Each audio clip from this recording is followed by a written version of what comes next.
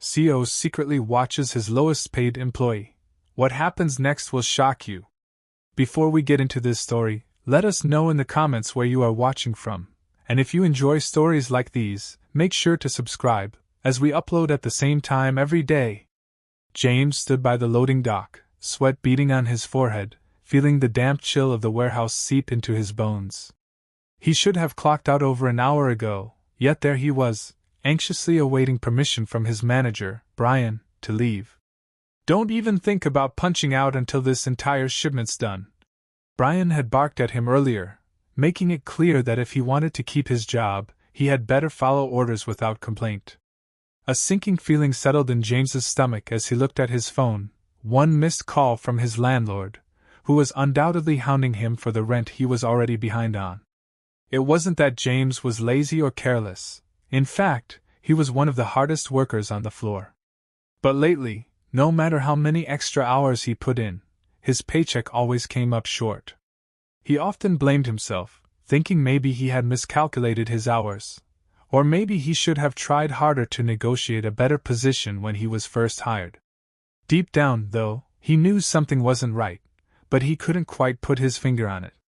What he didn't realize was that at that very moment, in a small security office upstairs, CEO Logan Pierce watched every second unfold through the covertly placed warehouse cameras.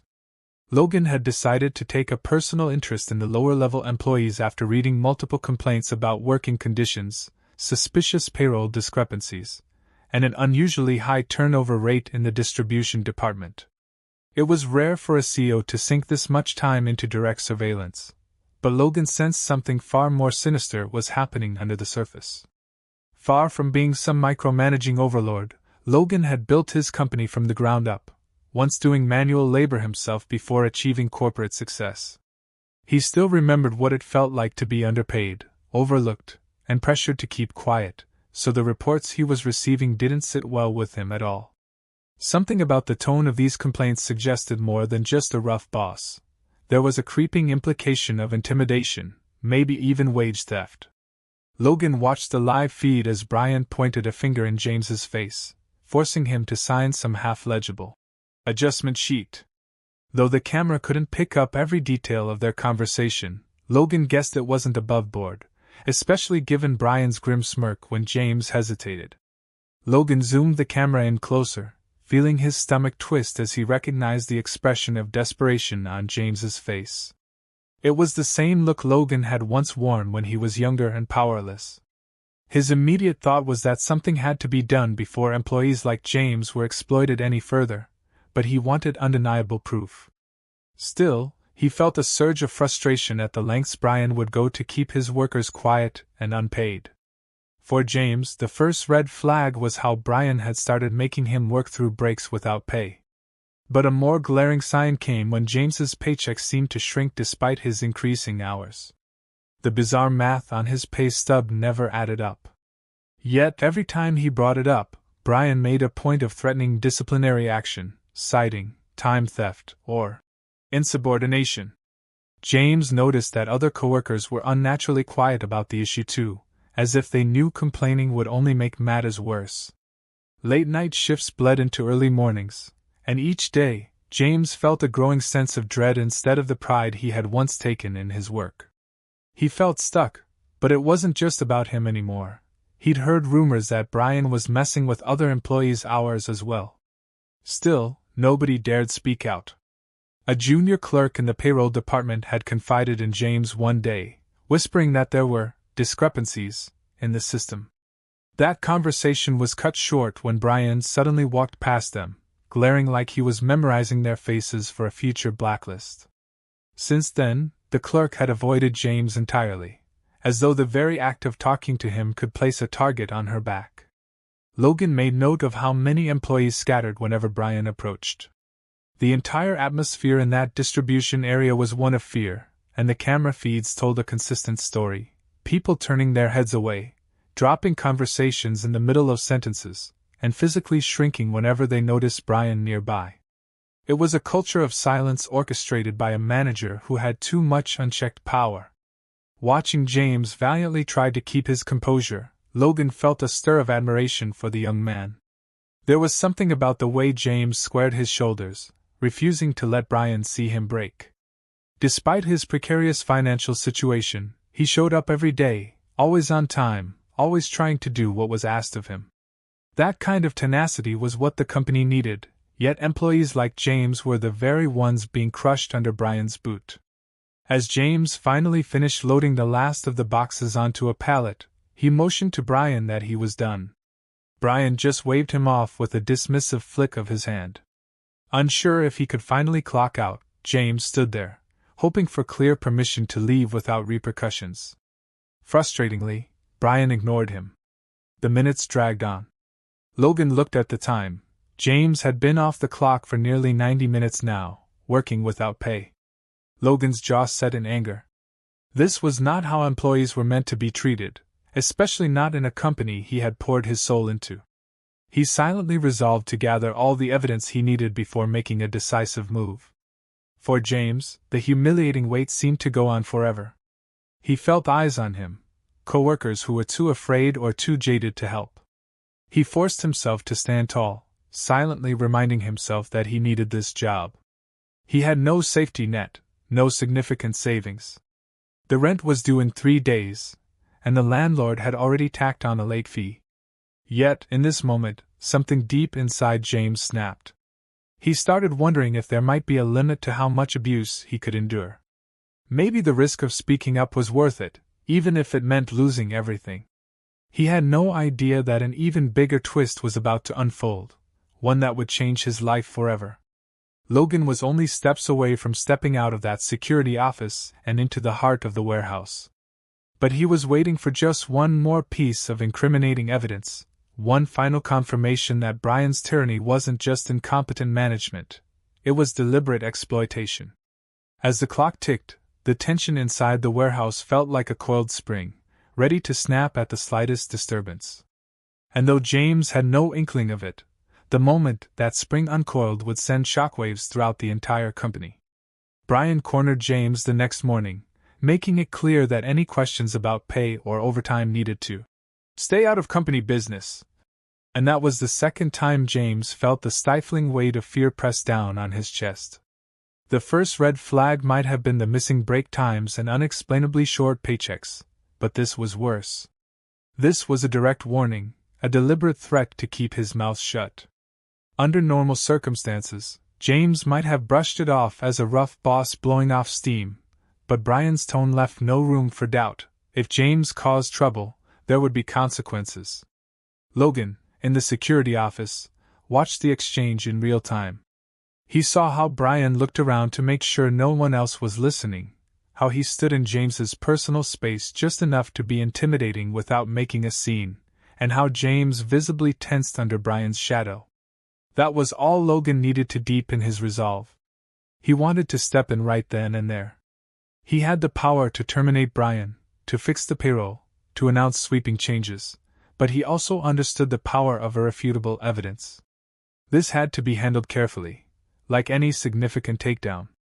So, with measured patience, Logan kept watching, storing every detail he could see or hear. Brian's audacity grew bolder by the day, and James was rapidly approaching a breaking point. With the next product shipment looming, tensions were at an all-time high. Brian would single out James for the hardest tasks, the heaviest lifting, and the longest hours. James found himself doing 3 times the work of others. Meanwhile, Brian offered flimsy excuses for not approving overtime, even though James had technically clocked out. It was a quiet form of modern-day serfdom, and James's back ached under the constant strain. On one particularly grueling night, James staggered under the weight of a massive pallet. He nearly buckled, sweat stinging his eyes, and Brian just stood there, grinning smugly, making no move to help. In that moment, James realized the cruelty wasn't an accident. Brian wanted him to fail. What James didn't see was Logan on the upper balcony, watching with growing disgust, ready to sprint to James's aid if necessary. When James finally managed to get the pallet stable, Brian walked over, slapped him on the back hard enough to make him stumble, and said in a low voice, "Don't think I won't replace you if you give out on me." That was it. That was the moment James understood he was dealing with someone who enjoyed having power, who liked seeing people toil under him like ants. He could feel anger flushing his face, his breath quickening, but he bit his tongue to hold back a retort that might get him fired on the spot. Around him, the other workers busied themselves, pretending not to notice the toxic dynamic playing out right in front of them. They had families to feed, mortgages to pay, and they were all terrified of losing their jobs in an economy that didn't promise easy alternatives. Brian was the gatekeeper to their livelihoods, and he exploited that knowledge. Later that night, when James trudged into the break room to grab a quick drink of water, he found it empty except for a single coworker who nervously eyed the door. "Look, you didn't hear this from me," she said in hushed tones, "but someone's been messing with the payroll. I've heard whispers from HR that corporate is looking into it. Keep your head down, okay?" She seemed genuinely concerned, glancing back at the door as if Brian might materialize any second. James's thoughts raced. Could that mean that someone higher up was already onto Brian? As far as James knew, no one at the higher levels cared about the warehouse unless it affected the bottom line. But if corporate was investigating, then maybe there was hope. He thanked his coworker, but his gratitude was tinged with frustration. Why hadn't anyone approached him or the others before? Why let this go on so long? He didn't realize that the CEO himself was spearheading this covert investigation, driven by moral outrage as well as business concerns. While James headed back to the floor, Logan was in a late-night meeting with a small team of trusted confidants, reviewing digital records and security footage. Each snippet of evidence pointed to the same conclusion. Brian was systematically stealing from his workers by doctoring time cards and pocketing the difference in labor costs to make his department's budget look artificially healthy.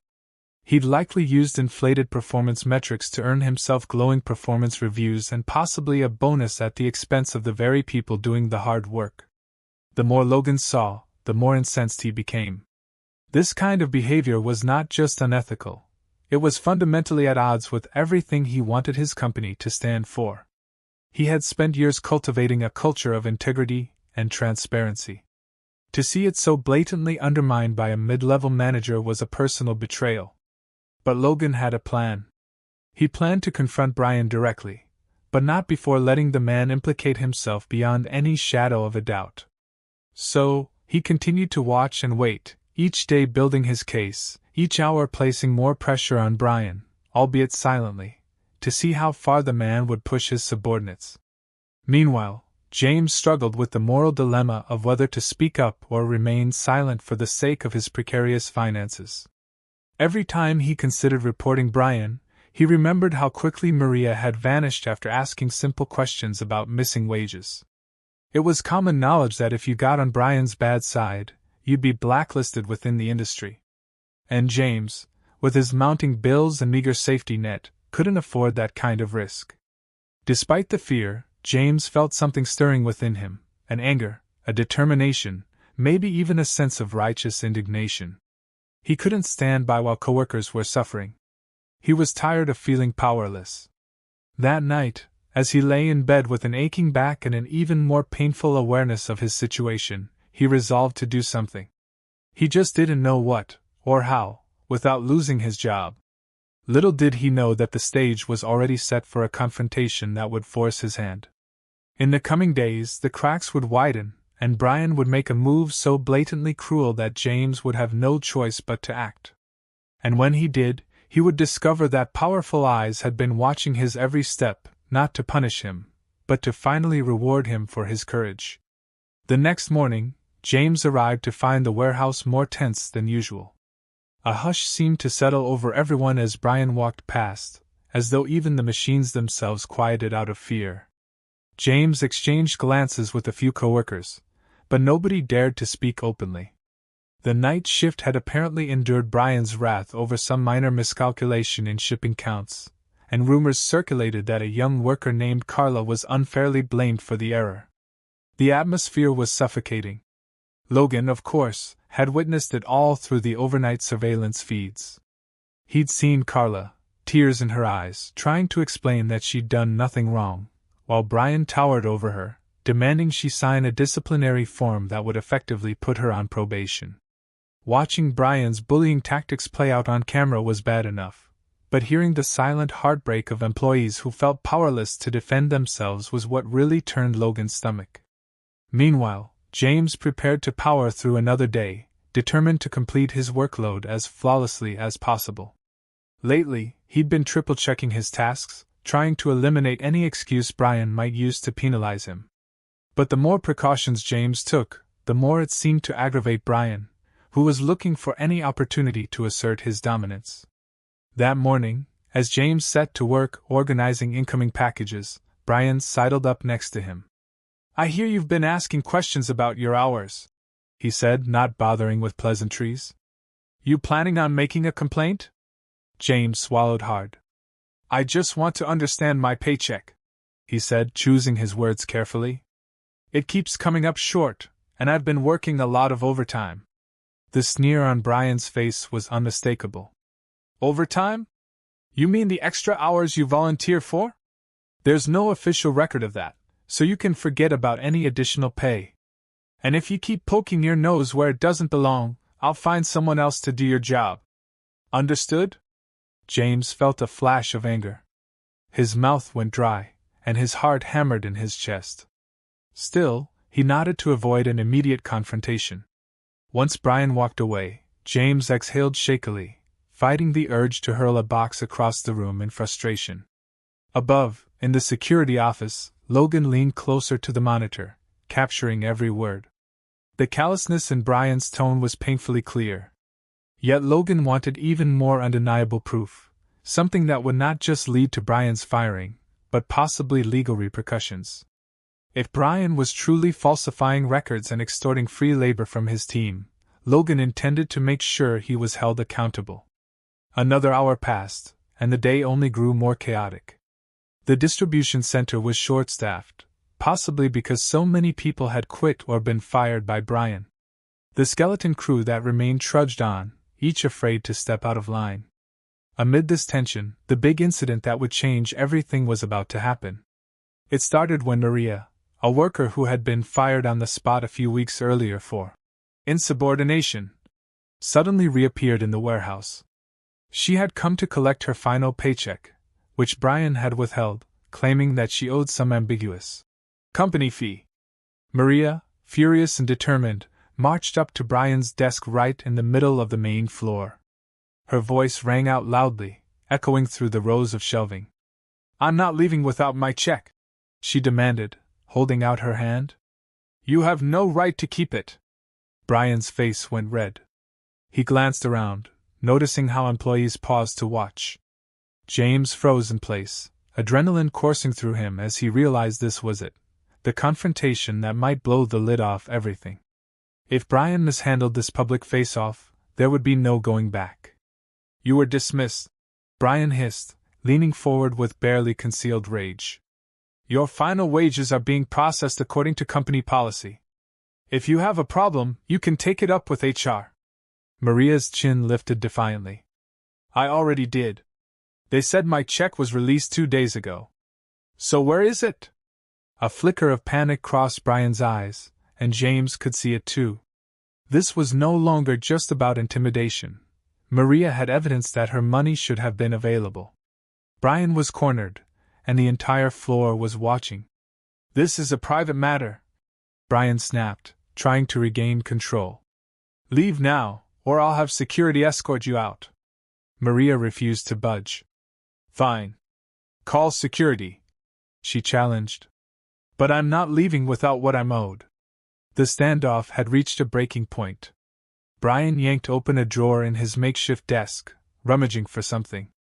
Possibly the check, or maybe some fake documentation. James stood there, heart pounding, willing Maria to stay strong and hoping she wouldn't be forcibly removed. Logan, observing from above, felt a surge of vindication. This was all the proof he needed that Brian was mishandling funds, holding back wages, and lying to employees. He watched as Brian pulled out a sheet of paper that looked like a generic company form. "Sign this release," Brian demanded, "and you'll get your check." Maria snatched the paper, scanned it, then looked at Brian incredulously. This says I agree to forfeit any future legal claims against the company. That's not happening. Brian gritted his teeth. Then you're not getting your money. At that moment, James couldn't keep silent anymore. He stepped forward, ignoring the terrified looks from his coworkers. You can't do that, he said, voice shaking with emotion but loud enough for everyone to hear. It's illegal to withhold someone's wages. She's already earned that money. Brian rounded on James, eyes blazing with fury. Do you want to be fired too? Because I can make that happen right now. The warehouse floor fell silent, all eyes on James, who felt his entire body quake. His instinct screamed at him to back down, to avoid losing his job, but a spark of courage flared inside him. He was tired of the bullying, the cheating, the silence. You don't scare me anymore, he managed to say, his voice trembling but resolute. Brian sputtered, momentarily caught off guard by James's defiance. Maria, emboldened by James's stand, folded her arms. So, what's it going to be? Are you going to pay me, or do I need to call the Department of Labor? She said, naming the authority that could bring down harsh penalties if they discovered wage theft. Brian looked around, calculating. He couldn't lose face in front of the entire team. Fine, he growled, tossing a plain white envelope onto the table between them. Take it and get out. Maria grabbed it, opened the envelope to confirm the check, then shot Brian a scornful glare. She walked away with a sense of triumph radiating from her posture, leaving behind an uneasy hush.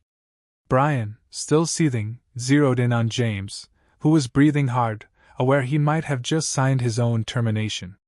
You and I, Brian spat, are going to have a little talk. For a moment, James considered backing down. Then he remembered the creeping despair of working countless unpaid hours, the hush money withheld from Maria, and the soul-crushing intimidation that hung over everyone like a storm cloud. He steeled himself, ignoring the tremor in his hands. Whenever you're ready, he replied. From the security office, Logan felt his chest tighten with both fear and admiration. James had just done something that took enormous courage, risking everything in the process. Brian was on the ropes, but Logan could sense the manager's fury mounting. What happened next would either break James or push him to an even bolder stand. Logan was determined that it wouldn't break him.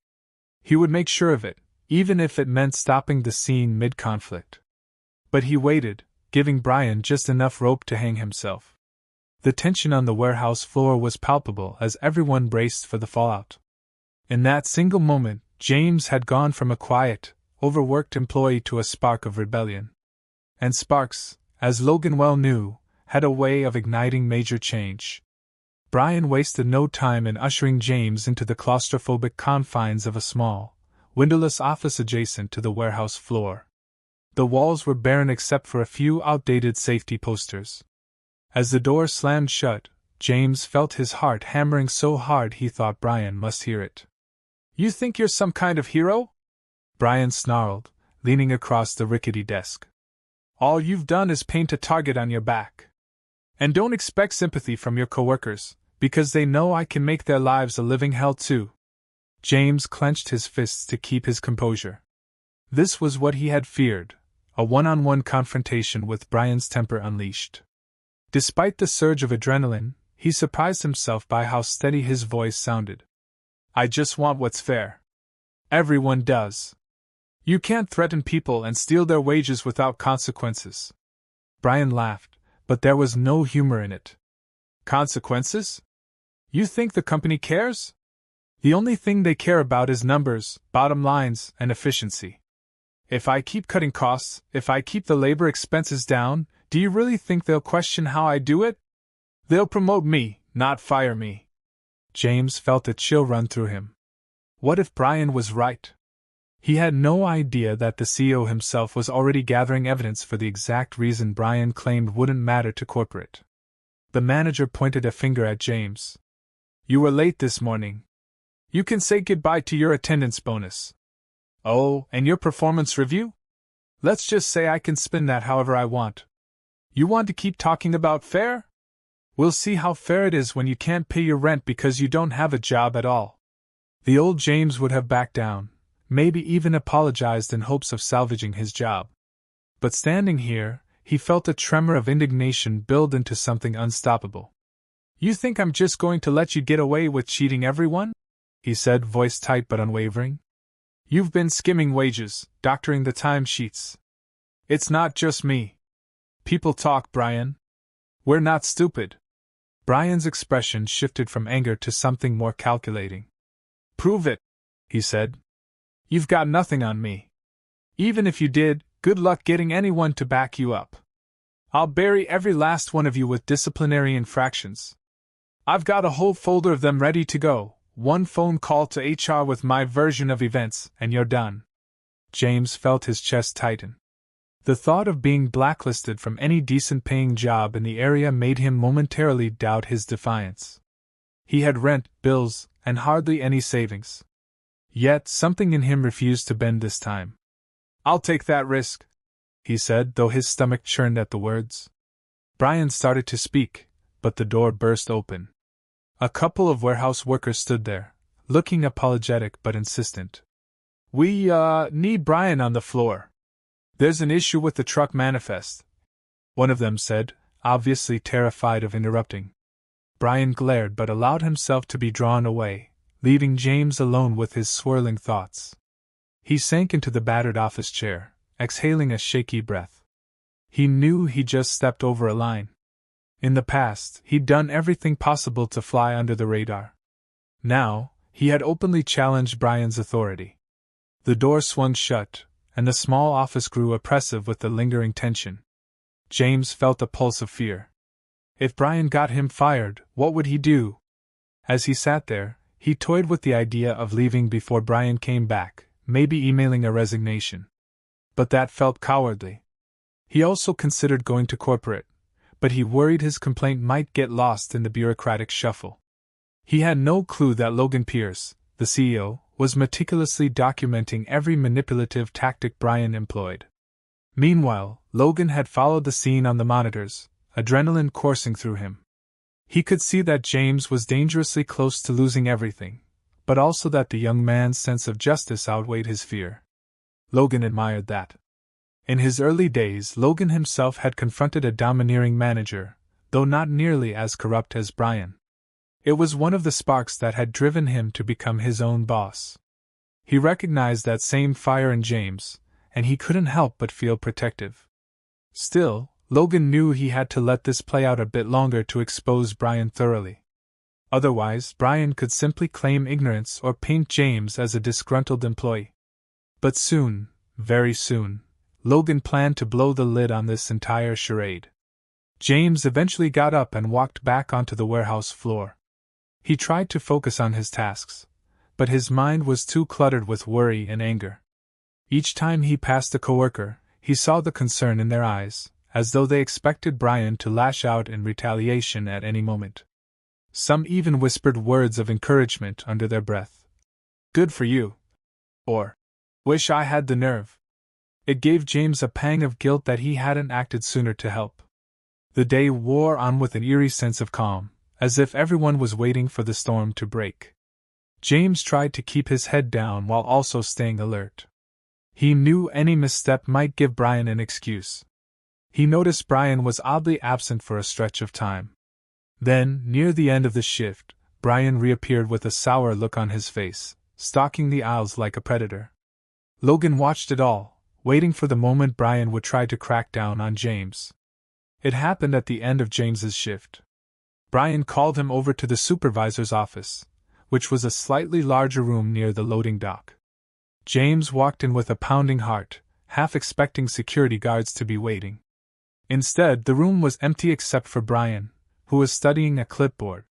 "So," Brian began, not looking up, "I did a little digging. It seems you've got a history of tardiness and incomplete tasks." He flipped a page. "At least, that's what your record shows." James's throat tightened. "That's not true. I've never been late except maybe once when my car broke down." Brian shrugged. "Records don't lie. Unless you'd like to dispute them." James felt his face flush. "Yes, I do want to dispute them. That's my right. Brian slowly lifted his eyes, a chilling smile on his face. Go ahead. But until the dispute is resolved, you're on unpaid suspension. James's breath caught. You can't do that. I can and I will. Brian snapped, tossing the clipboard aside. You think you're untouchable? You think your little outburst in front of everyone means I have to back down? Not a chance. I run this place. And as far as upper management is concerned, I'm doing a damn good job. The words hung in the air. James felt an overwhelming sense of dread. Brian had effectively cut him off from a paycheck, a move that could ruin him financially. He wanted to argue more, but he could tell from the look on Brian's face that it would do no good. Brian was doubling down, making an example out of him. Rage, despair, and helplessness churned inside him like a storm. At that moment, he seriously considered if there was any point in trying to continue. Brian nodded at the door. Get out of my office. You're off the schedule until I say otherwise. James walked out, head spinning. He wondered if this was how Maria had felt, cornered, powerless. Yet, as he pushed open the door to the warehouse floor, he found a small group of coworkers standing there, looking at him with worry and empathy. Word traveled fast, and they likely knew what had happened.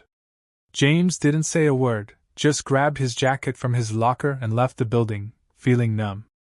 Upstairs, Logan watched James leave, knowing he had to act soon. Each moment he delayed risked irreparable harm to James and possibly others. He set his jaw. He would finalize his plan and confront Brian with the entire workforce as witnesses. Because if there was anything Logan understood, it was that abusive power thrives in darkness and secrecy. He intended to bring the brightest light possible to expose the truth. James trudged into the warehouse the next day, despite technically being on unpaid suspension. He wanted to clear out his locker, gather any personal items, and say goodbye to the handful of colleagues who had supported him. He didn't intend to stay long, but as soon as he stepped inside, he noticed an odd hush. People weren't bustling around as usual. Instead, they were gathering near the center of the floor, whispering, eyes darting toward the main entrance. It was as though they were waiting for something big to happen. James almost turned to leave, half expecting Brian to show up and toss him out. But before he could, a collective gasp rose from the workers. He spun around and saw a man in a business suit, someone who exuded an air of authority, walking confidently across the concrete floor. Behind him trailed a small entourage, some in tailored suits, others in business casual attire. The man was tall, with an expression that combined resolve and outrage in equal measure. James recognized him from the framed photo in the lobby, Logan Pierce, the CEO himself. "Oh my God!" someone whispered. "He never comes down here." Anxiety rippled through the crowd. Many employees had never laid eyes on Logan in person. For him to be here, unannounced, suggested that something monumental was about to unfold. Logan walked with purpose, scanning the faces around him, until he spotted Brian standing by the supervisor's station. Brian's usual smug grin vanished the instant he realized who was approaching. "Brian," Logan said, his tone clipped and cool. The manager looked flustered, struggling to piece together a welcoming demeanor. "Mr. Pierce, what a surprise." "I didn't." Logan raised a hand, silencing him. "I prefer to keep an eye on my employees in person from time to time. I'm disappointed by what I've discovered here." A ripple of nervous excitement spread through the crowd. Brian cast a desperate glance around, possibly looking for a lifeline, but no one moved to help him. Instead, employees inched forward, drawn by the tension and the hope that maybe, just maybe, justice was about to be served. James stood at the edge of the group, unsure if he should duck away to avoid Brian's wrath or stay to witness whatever was about to happen. Logan turned slowly, addressing everyone. "I've received numerous complaints about abusive management, missing wages, and deliberate overtime violations. At first, I thought it might be exaggerated. But then, the evidence started piling up." He locked eyes with Brian, who was beginning to sweat under the collar. "You see, we keep digital records of every time card, every clock in, every clock out. We also review camera footage of the floors. And your department, Brian, has quite a few anomalies. The hush became an electrified silence. Brian opened his mouth, but no words came out. Logan continued, "Before I give you a chance to explain, I'd like to point out that I personally witnessed you withholding paychecks, forcing employees to stay off the clock, and intimidating them into silence." He folded his arms across his chest. "Do you have anything to say for yourself?" Brian visibly swallowed, scrambling to save face. "Mr. Pierce, I assure you, there must be a misunderstanding. The system sometimes glitches, and I've been working to correct those issues. We've had trouble with employees fudging their time cards and enough." Logan cut him off. His voice resonated throughout the warehouse. "You've been stealing from my people. You've created a culture of fear. I have proof of you doctoring timesheets, verbally threatening staff, and withholding final paychecks unless they signed away their rights." A murmur of agreement spread through the crowd. Faces that usually wore expressions of gloom and resignation now lit up with hope. James felt his heart pounding in his chest, a mix of relief and anticipation flooding through him. This was it. The showdown he never thought he'd see. Logan stepped closer to Brian, and though Brian tried to stand tall, he seemed to shrink under the CEO's gaze. "Did you really think I wouldn't find out? These people are the backbone of this company. Without them, none of us eat. Did you believe I'd just let you run wild and exploit them for your own gain?" Brian's face turned a blotchy red. I can explain, I'm sure you can." Logan's tone hardened. "But I'd rather hear from them." He turned to the surrounding crowd. "If anyone here has been forced to work off the clock, had their pay stolen, or been threatened by Brian, now is the time to speak up." A pregnant pause filled the space as employees hesitated, still fearing retaliation. Then Maria stepped forward, the envelope with her final paycheck clutched in her hand. "He withheld my check," she said firmly. "Told me I had to sign some release form if I wanted what I was owed." Emboldened by Maria, another employee spoke up. "He made me work through breaks, then told me if I clocked in those breaks, I'd be fired." One by one, voices emerged from the crowd, sharing experiences of withheld wages, forced overtime, and intimidation. With each account, Brian looked more cornered, more frantic. He shot angry glances at the employees, but none of them backed down this time. The mere presence of Logan gave them a courage they'd never felt. Eventually, James found himself stepping forward, heart thumping. He locked eyes with Logan, deciding to speak the truth without fear. "Brian suspended me without pay because I questioned why my checks never matched my hours worked. He threatened to ruin my record." Logan nodded gravely, as though he'd expected that confession. "Thank you for speaking up," he said. Then he turned back to Brian. "I've heard enough." Brian sputtered. "With all due respect, Mr. Pierce, these accusations are baseless. These people are just disgruntled employees, save it," Logan snapped. "I've seen the records myself, remember?" The steel in Logan's voice was undeniable.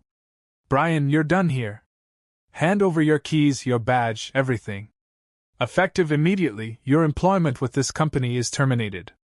The announcement hung in the air for a moment before cheers and murmurs of relief broke out across the floor. Brian's expression turned from desperation to pure panic as he realized his entire facade was collapsing. He tried one last tactic, snarling at the crowd. "You think you've won? I'll be talking to my lawyers about this. Don't think I won't fight back." Logan's eyes narrowed. "You do that," he said calmly. "But I have enough evidence to show you've engaged in wage theft and harassment. You'll be lucky if you don't face criminal charges." Brian stood there, slack-jawed, before he tore off his company badge and threw it to the ground. Employees parted like the Red Sea as he stormed out, unwilling to meet their stares. The moment the warehouse doors slammed behind him, a wave of euphoric relief washed over everyone. Some workers even high-fived each other, while others stood in stunned silence, not quite believing that the tyrant they had endured for months, years, in some cases, was gone. Logan waited for the commotion to settle before speaking again. "I want every single one of you to know that what happened here is not reflective of how I run this company. There will be an immediate audit of the timesheets, and anyone who is owed back pay will receive it. No more intimidation, no more unpaid work." Heads nodded, tears welled up in the eyes of some employees, and a cautious yet uplifting energy filled the room. They had never heard such reassurance from the highest level of the company. "We're also going to implement a new system to ensure that no single manager has unchecked control over your hours and pay," Logan added. "You deserve to work in an environment where you're respected, not exploited." The applause that followed was more than just excitement. It was a release of pent-up frustration, a collective sigh of relief that their voices finally mattered.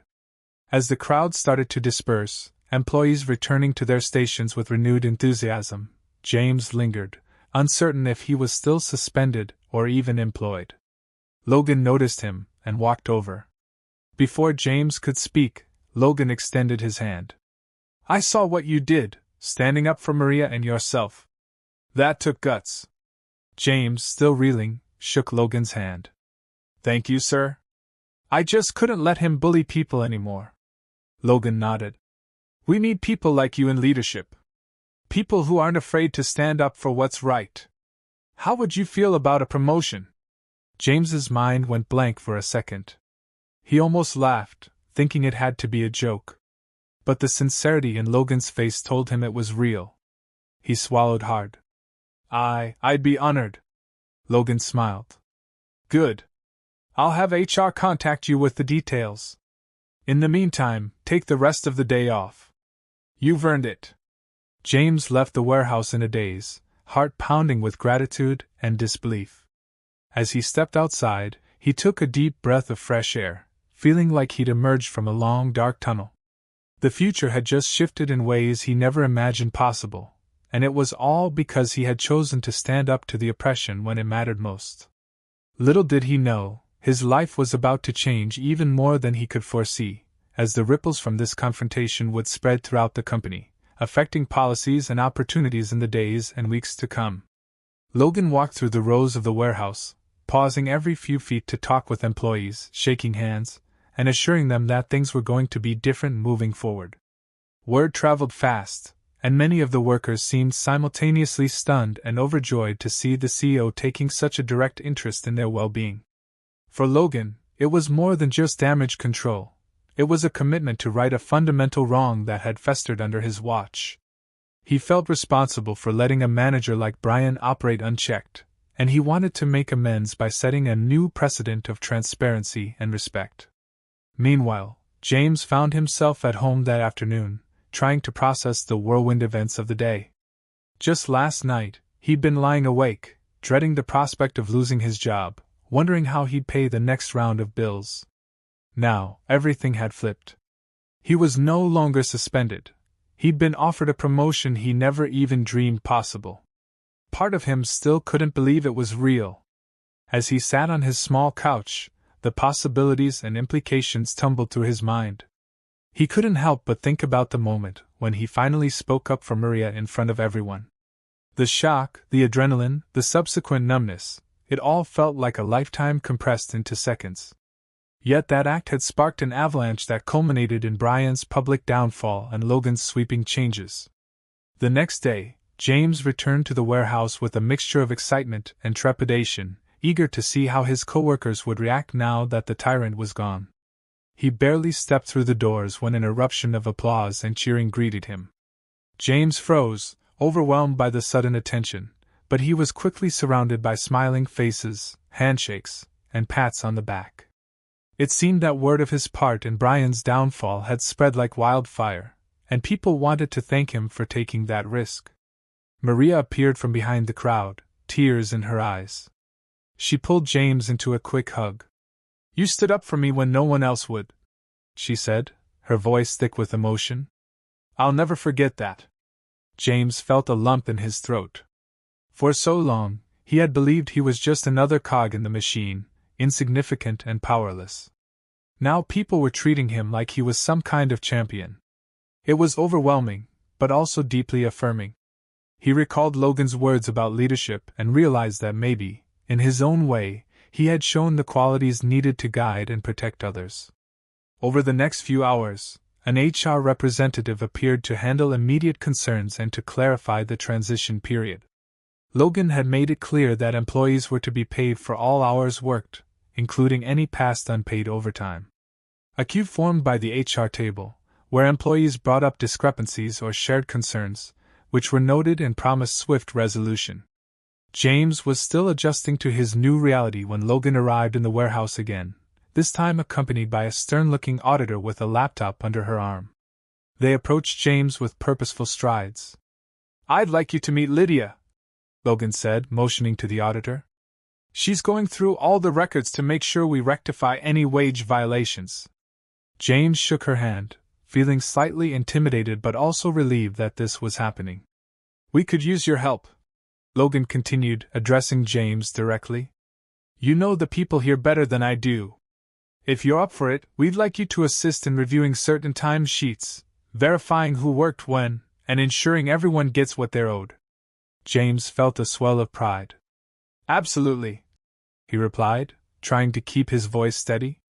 "I'll do whatever I can." Lydia nodded and extended a tablet. "Great. Let's start with the day Brian suspended you, cross-reference that with the actual clock and data, and see if we can identify the pattern of tampering."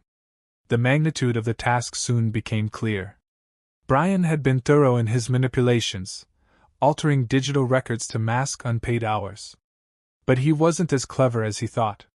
Every changed record left a digital footprint, and with the right access, Lydia was able to unearth the original data. One by one, each discrepancy told a story of an employee coerced into working for free. Although the process was tedious, James felt a sense of vindication with every paycheck restored, every hour credited to the rightful worker. He saw the relief and gratitude in the employee's eyes, and it fueled him to keep going, meticulously combing through the logs. Throughout the day, Logan floated between the warehouse floor and various administrative offices, ensuring that the changes he'd promised were being put in place. He also had private meetings with the team leaders, discussing how to foster a healthier work environment. By mid-afternoon, it was announced that James would temporarily assume the role of warehouse supervisor until a permanent structure was put in place. The cheers from his coworkers nearly brought him to tears. In the midst of all this, James still grappled with disbelief. He was just a regular guy, used to scraping by and avoiding conflict. Now he was tasked with assisting the CEO and an auditor, not to mention taking on some supervisory duties. Yet every time self-doubt crept in, he remembered how it felt to stand up to Brian. He recalled the look of gratitude on Maria's face, and the excited whispers of coworkers who felt they finally had a chance at a better workplace. That memory was enough to push him forward, to embrace the responsibility thrust upon him. At the end of the day, James was mentally exhausted but strangely exhilarated. As he walked through the now quieter warehouse, he thought about how much had changed in such a short time. The fear that once tainted every corner of the place had lifted. Employees joked and chatted freely. Even the mechanical hum of the forklifts seemed more cheerful, if such a thing was possible. The environment felt alive with renewed spirit, a sense that good things were on the horizon.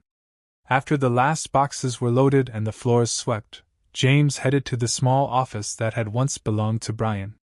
He paused at the threshold, recalling the confrontation that had taken place there.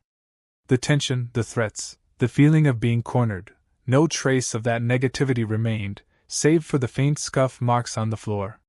James stepped inside and sank into the chair behind the desk. It was surreal to think that just yesterday, he would have dreaded even stepping into this office. Now, with Brian gone, it was a symbol of a fresh start. He found a small box of Brian's personal items in the corner: coffee mugs, random papers, a half-empty bottle of cheap cologne. It struck him that for all the terror Brian had inflicted, he was merely human, flawed and consumed by greed. A wave of relief coursed through James, knowing that the man no longer held power over anyone here. As he turned off the lights and closed the door for the night, he felt a flicker of something he hadn't felt in a long time: genuine pride in his work and in himself. Tomorrow would bring new challenges, but it would also bring opportunities to shape the warehouse into a place where people felt respected and fairly treated. He couldn't wait to see how the changes would unfold, and he was determined to make Logan proud, to prove that standing up for what was right could bring out the best in everyone. With that thought filling him with renewed energy, he walked out into the fading daylight, ready for whatever came next. A few days later, the company made a formal announcement. Brian was terminated for gross misconduct, legal action was being pursued regarding wage theft, and James had been appointed interim warehouse supervisor.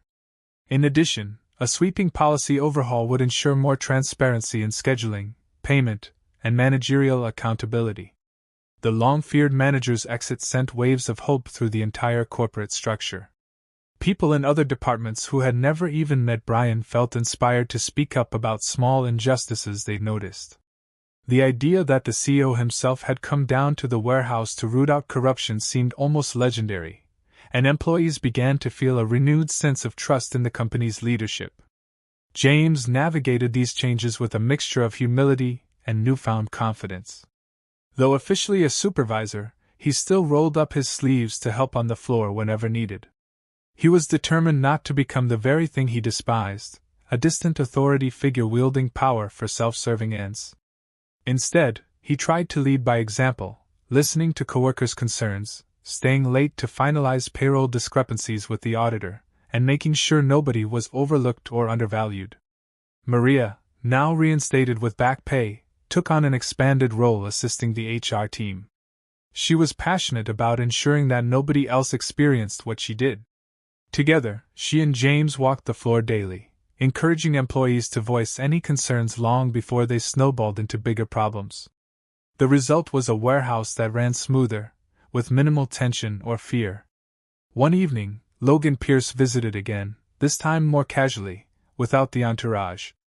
He found James reorganizing some shelves, determined to optimize the workflow. "Still working late, huh?" Logan commented, a hint of teasing in his voice. James wiped the sweat from his brow. "Just making sure everything's perfect for the next shift," he replied, smiling. Logan nodded, taking a glance around at the neatly labeled rows of inventory. "I like what you've done with the place. Morale seems higher than it's been in years." They walked through the warehouse, stepping aside as forklifts whirred by, their operators greeting James and Logan with nods and smiles. The entire environment felt transformed, almost buoyant.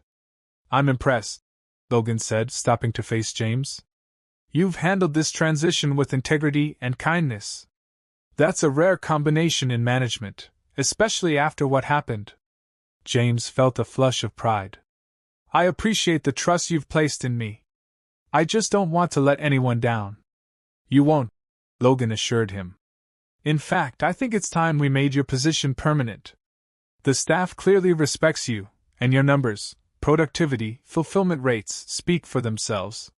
James blinked, momentarily stunned. Permanent? He'd only been interim for a little while, and part of him had worried that once the company found a more traditional candidate, he'd be relegated back to a lesser role. Logan's smile widened. "If you want it, the supervisor role is yours. And there might be even more growth opportunities down the line." James exhaled, feeling relief and excitement swirl within him. This was the validation of all he had endured, all he had stood up for. "I would be honored," he said, doing his best to sound professional while secretly bursting with joy. "Then it's settled," Logan concluded. "We'll work out the details, but you've proven you can handle the responsibility. Just keep doing what you're doing." After Logan left, James wandered through the now familiar aisles. Each shelf and conveyor belt felt like a testament to the journey he'd undergone. He recalled his first day, how uncertain he had been, how easy it was to dismiss his own worth. Now, because he dared to speak out against the corruption, he'd ended up becoming a key figure in revitalizing the warehouse culture. That night, James went home and called his mother to share the news. He could barely keep the excitement from his voice. She, in turn, nearly burst into tears, proud of her son for standing his ground and making a real difference. He also called a few close friends who had cheered him on from the sidelines, telling them about Brian's downfall and how swiftly things had changed under Logan's watchful eyes. Days turned into weeks, and the changes continued to take shape. Under James's supervision, the warehouse began instituting regular team meetings, where employees were encouraged to propose ideas for improvement. People who had never spoken up before began to share insights and suggestions, ranging from adjusting shift times to reorganizing product flow. James made sure each suggestion was taken seriously, and several were implemented to increase efficiency and employee satisfaction. The once dreaded break room now became a place of camaraderie and chatter, even laughter. Instead of avoiding each other's eyes, co-workers shared stories, offered help, and got to know one another beyond their job titles. The dread that had once hovered like a dark cloud seemed to have evaporated. Maria, thriving in her expanded HR-related role, occasionally organized small events, pizza lunches, birthday celebrations, to reinforce a community feel. It wasn't a massive expense for the company, but it changed the emotional landscape in ways that surprised everyone. James would often walk in, see the employees enjoying a slice of pizza, sharing laughter, and feel his chest tighten with gratitude. It was like seeing a distant dream become reality. There were moments of challenge, of course. Some employees still carried the scars of Brian's era and remained wary of management. Others struggled with the transition, uncertain if the new policies were too good to be true. But James, with quiet determination, made it his mission to show that this was no temporary fix. The company, guided by Logan's renewed vision, was here to support its workers, not squeeze them for every last drop of labor. As the payday approached, James made a personal effort to verify that everyone's hours and pay were accurate. He checked the logs with HR, cross-referenced them with the new digital system that logged real-time clock-ins, and made sure any overtime was automatically flagged for approval rather than left to managerial discretion. He couldn't forget the anxiety of waiting for a paycheck that never quite matched the hours he worked. He didn't want anyone else to experience that hopeless feeling. When the checks finally came out, the warehouse buzzed with excitement. People compared stubs, confirming that, for the first time in a long while, every single hour they worked had been compensated. Some employees even found back pay from previously undercounted hours. A wave of relief and celebration swept through the staff. By the end of that shift, James felt an immense weight lift off his shoulders. He had played a direct role in ensuring that fairness prevailed. He returned to his new office, still the same space Brian once occupied, but now scrubbed of its toxic energy, and allowed himself a moment to breathe, to feel the magnitude of everything that had happened. In a short span of time, he had gone from a financially strapped, overworked employee living in fear of retaliation to a respected supervisor with the backing of the CEO. He let the moment sink in, thinking of how drastically life could change when you decide enough is enough.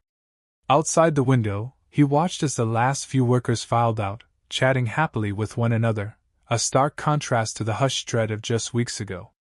The transformation was so profound it almost felt surreal, but it was real. And it was only the beginning. Late one evening, James found himself the last person in the warehouse, aside from the cleaning crew. He'd stayed late again, not out of obligation, but because he genuinely wanted to tidy up some reports, review the data from the new scheduling system, and ensure that every new policy was properly communicated for the following week. As he flipped off the lights and headed toward the exit, the echoes of his footsteps reverberating through the wide aisles, he couldn't help but reflect on how much things had changed in such a short time. He paused for a moment, soaking in the stillness. For so long, this place had felt like a labyrinth of silent oppression, where every corner might hold a scowling Brian or a hastily scrawled demand on a clipboard. Now, it felt like a sanctuary of possibility, brimming with renewed purpose and unity. With a small smile, he locked up and stepped into the night air, taking in a deep breath. He had promised Logan he'd stop overworking himself, but it was hard not to stay and make everything perfect. He had discovered a passion for leading, for problem-solving, and for championing the underdog. He caught a glimpse of his reflection in the glass door. He seemed older, more confident, a far cry from the man who once doubted every step he took. Over the next week, an all-staff meeting was scheduled to discuss the final findings of the audit and the official changes in management structure. The warehouse was abuzz with rumors. Would there be sweeping promotions? New hires? Additional policy shifts? Even though the day-to-day environment had already improved drastically, everyone was eager to see the official stance from corporate. When the morning of the meeting arrived, the entire staff gathered in the break room. Normally cramped and uninviting, the space had been rearranged to accommodate chairs in neat rows. A makeshift podium stood at the front, and employees were actually chatting excitedly instead of nervously. James sat off to the side, still not entirely used to being part of the leadership team. Logan entered with Lydia and a few other executives, a calm sense of assurance radiating from him. As the murmuring died down, Logan stepped to the podium. "First of all," he began, scanning the faces before him, "I want to thank every one of you for your patience, your courage, and your hard work. This company can only be as strong as the people who make it run." There was soft applause. Logan looked at Lydia, who nodded, then returned his gaze to the employees. "Over the past few weeks, we've completed a thorough investigation of the issues under Brian's management. We've identified numerous instances of wage theft, harassment, and falsified records. I want to offer my sincerest apology on behalf of the company for letting this happen." Heads nodded, some employees exchanging emotional glances, remembering how it felt to suffer under Brian's regime. "Effective immediately," Logan continued, "we are implementing a new oversight system. No single manager will have unilateral control over payroll. We're also introducing anonymous reporting methods to ensure no one feels afraid to speak up if something seems off. And of course, every person who is shorted on pay will receive full back pay with interest." A more enthusiastic round of applause broke out, a few cheers among it. Logan let the clapping die down before moving on. "Furthermore, to prevent any recurrence of this kind of abuse, we are creating a workforce council, which will include representatives from each department. They'll meet regularly with HR and upper management to discuss concerns, policy changes, and potential improvements." The employees seemed genuinely excited by the prospect of having a structured avenue for their voices. It was a massive culture shift from the fear and silence that Brian had cultivated. Logan paused, as if about to deliver an especially important piece of news. "Lastly, I want to officially recognize someone who showed remarkable courage. Someone who risked his own livelihood to stand up for what was right. Because of his actions, we were able to uncover the truth faster and ensure justice was served. That person is James." A spotlight seemed to shine on James as the entire room burst into applause, cheers, and a few hoots. James felt his face warm with embarrassment and pride. He stood, giving a small wave of acknowledgement. "James has been serving as interim warehouse supervisor," Logan continued, "and I'm happy to announce that he will take on that role permanently, effective today." Another wave of cheers erupted, some people standing to clap. Maria wiped away tears, grinning from ear to ear. James found it hard to breathe for a second, the surge of validation hitting him like a tidal wave. Once the applause settled, Logan handed the podium over to Lydia, who explained the technical details of the new systems. But James's mind swirled, barely registering the specifics, elation coursing through him. He remembered the days he'd spent feeling powerless, the sting of missed paychecks, the dread of walking into the warehouse unsure what new humiliation awaited him. And now, here he was, recognized by the CEO, championed by his coworkers, and entrusted with real authority to make things better. After the meeting, clusters of employees gathered around the makeshift podium, exchanging high fives, congratulating James, and discussing the bright future ahead. Logan and James locked eyes amid the crowd. Logan gave him a nod that spoke volumes. "I trust you, and I'm proud of you." James nodded back, the weight of gratitude and responsibility mingling in his chest. The day ended with a celebratory atmosphere. Someone ordered pizza on the company's dime, and the break room turned into an impromptu party. People lingered, not out of obligation, but because they finally felt a sense of belonging and optimism. Stories were shared, some about Brian's reign of terror, others about personal struggles, and many about hopes for the future. James circulated through the group, laughing with coworkers he'd barely spoken to before, feeling closer to them than he ever had. By the time he returned to his new office, evening sunlight was spilling through the high windows, casting warm rays across the concrete floor. He felt a sense of closure, that the dark chapter was finally behind them all. And yet, it was also the start of something new, an opportunity to ensure that no one would ever again face the kind of exploitation and fear they had endured. As he sat at his desk, his phone vibrated with a message from his landlord, reminding him about next month's rent. James smiled, realizing he was no longer anxious about paying it. He thought of all the people who would now receive the money they were owed, the families whose finances just got a little easier, and the collective morale that soared because one person had dared to stand up against the abuse. It felt almost surreal. But it was real, and it was tangible proof that change could happen if enough people decided they wouldn't be bullied anymore. He leaned back in his chair, letting out a satisfied sigh. The warehouse was quieter now, the bustle of the day having calmed. He pictured the team that would arrive tomorrow, free from the fear of intimidation, and the smooth hum of productivity that comes from people feeling respected. In that quiet moment, James let the enormity of it all wash over him, a life irrevocably changed, for him and for everyone else in this place. And he silently thanked the twist of fate, or maybe just the unwavering determination of a CEO who cared, that put him in the right position to make a difference. If someone had told him weeks ago that he'd be a supervisor, working hand in hand with corporate to reform the entire warehouse, he would have laughed in disbelief. Yet here he was, living that very reality. Closing his eyes, he allowed himself one last moment of reflection before heading home. It struck him that none of this would have happened if he hadn't finally said, "Enough." If he hadn't confronted Brian in front of everyone, Maria might never have received her stolen wages, and countless other employees would still be trapped in silent misery. His stand had been the catalyst, and Logan's undercover vigil had been the spark that ignited a wholesale transformation. With a small smile, James rose from his chair, flipped off the office light, and walked out into the corridor, head held high, ready for whatever tomorrow might bring.